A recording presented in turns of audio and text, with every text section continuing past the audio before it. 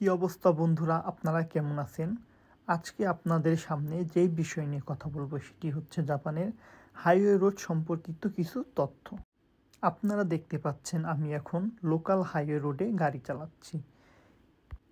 এইখানে আপনারা local highway রোডে দেখতে পাচ্ছেন বাম সাইড এবং ডাইন সাইডে দুটি দুটি করে 4টি লেন এবং তার দুই সাইডে রয়েছে আপনার পথচারী অথবা সাইকেল চলাচলের জন্য দুটি লেন।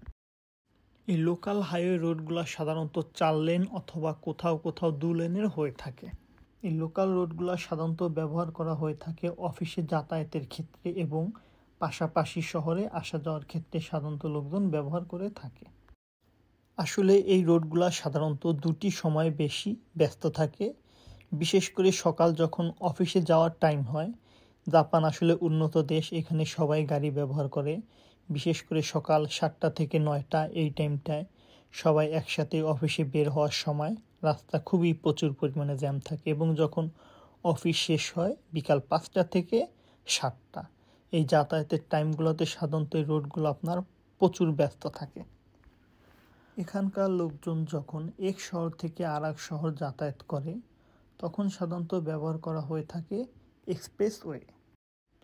এক্সপ্রেসওয়ে ব্যবহার করার ফলে আপনার সময় খুব কম লাগে, কারণ এক্সপ্রেসওয়েতে কোনো সিগন্যাল থাকে না।